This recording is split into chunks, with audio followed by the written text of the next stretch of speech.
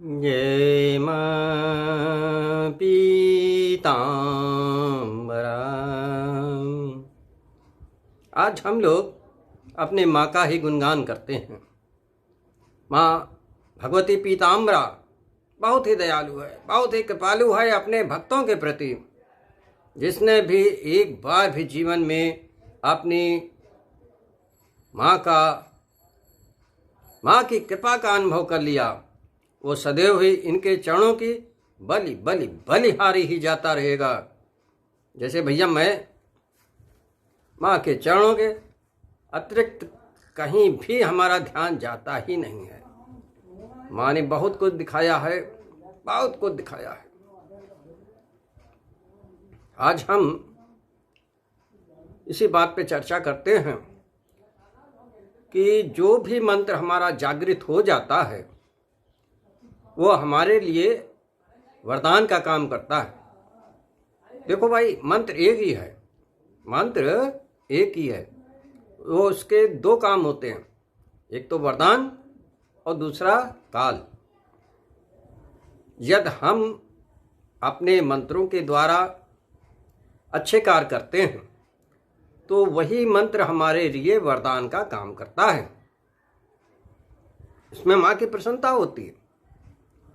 माँ वरदान देने में बहुत माहिर हैं, तुरंत यूँ करती हैं। और यदि हम दुष्ट प्रकृति की हैं और दुष्टता का काम करते हैं मंत्रों के द्वारा, तो वही काल बनता है, वही काल बनता है, वही मंत्र काल बन जाता है। मंत्र एक ही है, मगर जिस समय आपने गलत काम शुरू कर दिया तो वही मंत्र ताना बाना बुनना शुरू कर देता है और तुमको ऐसी जगह ले जाके पटकेगा जहां तुम्हारा काल खड़ा हुआ है। अभी हम बहुत दिन से कोई वीडियो नहीं बना पा रहे थे क्योंकि हम खुद ही उलझ गए थे। एक बच्चे की जान बचाने के लिए हम ऐसे उलझे कि काफ़ी समय निकल गया। एक दुष्ट तांत्रिक जो माँ भगवती का ही उपासक है और शमशान साधना करता है। भैया शमशान साधना बहुत तीव्र होती है, और वो भी भगवती का उपासक।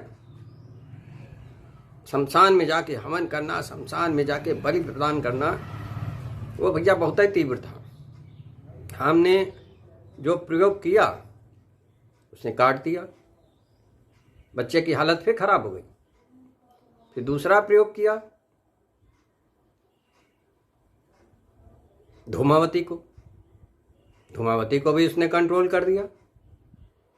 अब हमारे दिमाग से ये बात बैठ गई कि ये तीव्र तांत्रिक है। अब एक ही चारा है कि इसका वध किया जाए। मैं वध इतना आसान नहीं होता है। दुष्ट तांत्रिक का वध करना कोई खिलवाड़ काम नहीं है। फिर भैया हमने कहा अब तो इसके अलावा कोई चारा ही नहीं है, क्योंकि इसने मंत्र का दुरुपयोग किया है तो यही मंत्र इसको ला के पटकेगा जरूर उसके काल के पास। उस चीज का फायदा उठा लीजिए। 2 बार उसने हमारे मंत्रों का सफाया कर दिया, कोई काम न किए, और वो बच्चा दिन पर दिन मौत के मुंह की ओर जा रहा था। हमारे जितने सहयोगी हमारे शिष्य हैं उन सभी ने मेहनत की। हमारे शिष्य बहुत तीव्र हैं। माता श्री से मैंने फरमाइश भी की कि जिन जिन शिष्यों ने आपके इस कार्य में सहयोग किया है उन सभी के मंत्र जागृत कर दिए जाएं।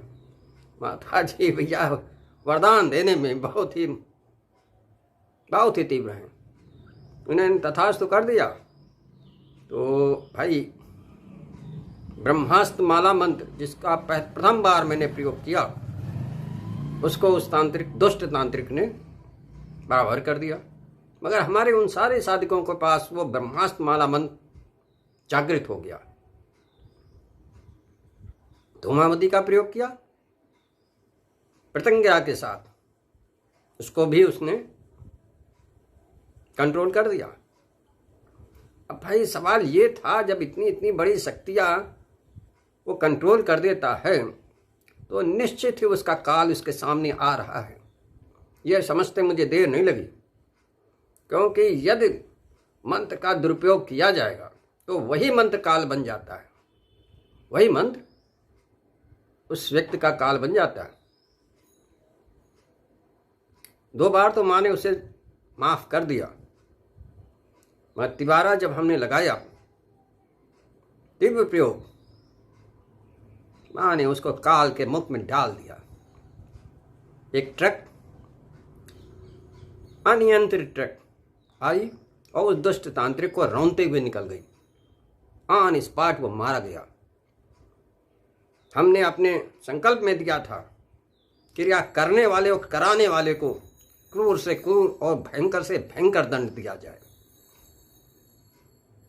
यह दुष्ट तांत्रिक तो चला गया, अब जिसने कराया था उसका भी तो कल्याण होना था।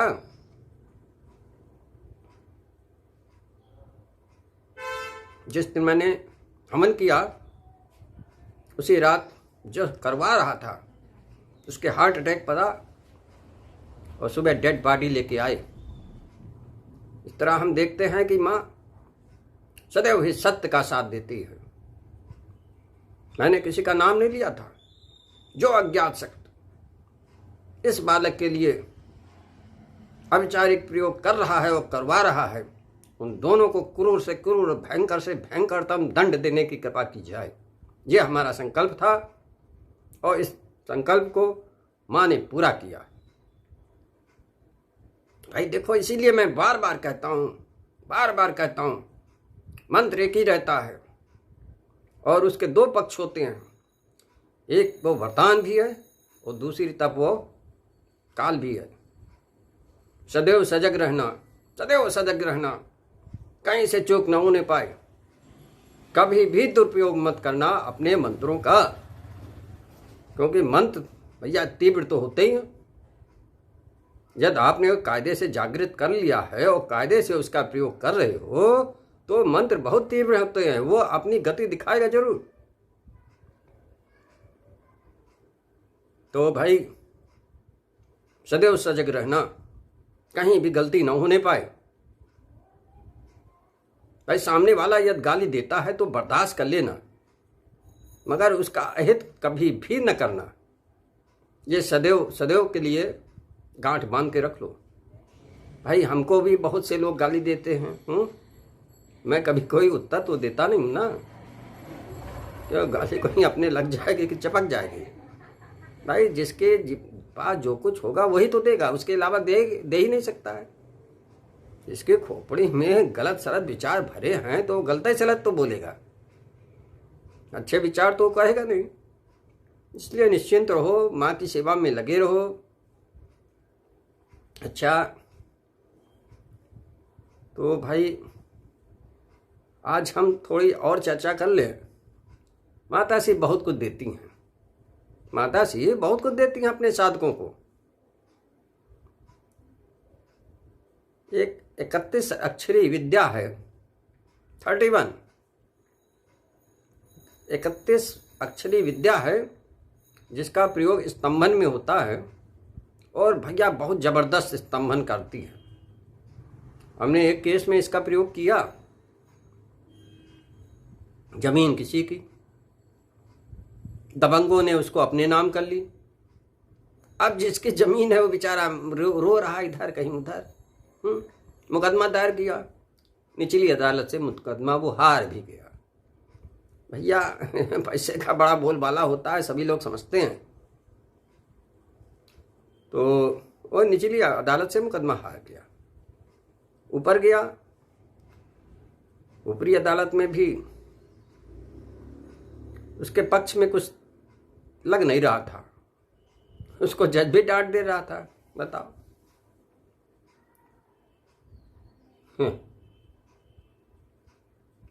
वो हमारे संपर्क में आया। हमने कहा तुम माँ की अदालत में अपना मुकदमा कायम कर दो, जहां की अदालत धरी की धरी रह जाएगी और माँ फैसला करेगी। तब मैंने इसी 31 अक्षरी विद्या का प्रयोग किया और इतना गजब का रिस्पांस आया है, इतना गजब का परिणाम आया है कि पूरा मुकदमा इसके पक्ष में आ गया।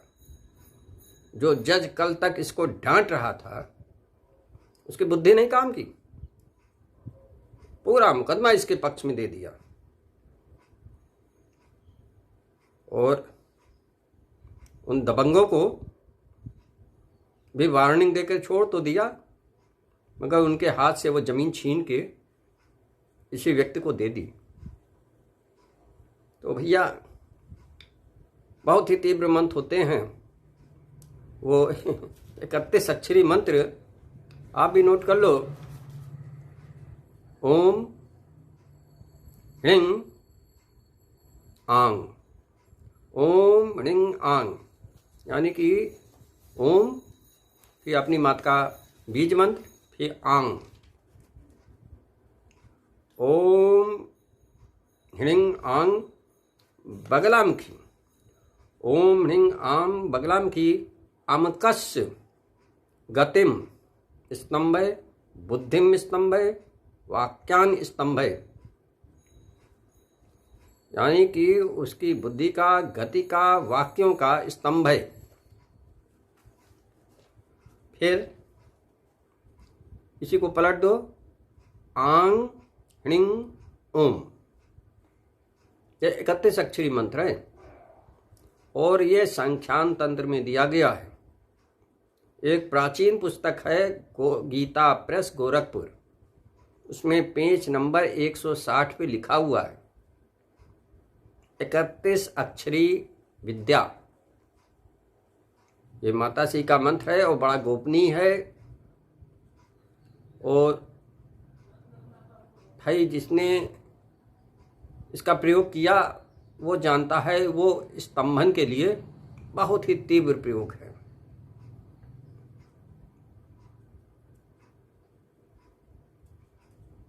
तो संख्यान तंत्र प्रयोगों का भंडार है। और भाई इसमें तो यहाँ तक लिखा है, न जप की आवश्यकता है, न तप की आवश्यकता है, न हवन की आवश्यकता है, न तर्पण की आवश्यकता है, न मार्जन की आवश्यकता है।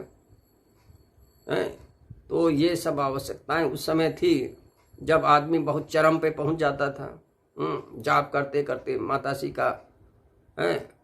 तो उस समय जब तप की कुछ भी आवश्यकता नहीं रहती थी, केवल स्मरण मात्र से ही काम हो जाता था।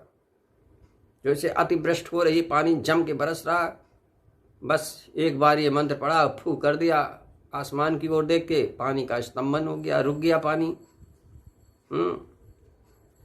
पुराने जमानों में शेर बाघ वगैरह हुआ करते थे, ऋषि मुनि जंगल में रहते थे, इसी मंत्र की बदौलत वो स्तंभन कर देते थे जंगली जानवरों का। कोई जंगली जानवर उधर आ ही नहीं सकता था। ये सब थे भाई जब बहुत ज़बरदस्त भाई ऋषि मुनि लोग करते थे, मगर हम लोग तो उतना कर नहीं सकते हैं, सांसारिक व्यक्ति हैं। तो भाई हमें जप की भी आवश्यकता है, हवन की भी आवश्यकता है। इसकी वामाचारी पद्धति के द्वारा हवन होता है, तुरंत परिणाम हाथ में आ जाता है। इस प्रकार हम देखते हैं कि माँ अपने साधकों को बहुत कुछ दिया करती हैं। हे माँ पीताम्बरा, हमारे सारे शिष्यों पर अपनी कृपा दृष्टि बनाए रखें माँ, उनके जीवन में सदैव सदैव खुशहाली ही खुशहाली देती रहें। इन्हीं कामनाओं के साथ जय माँ पीताम्बरा।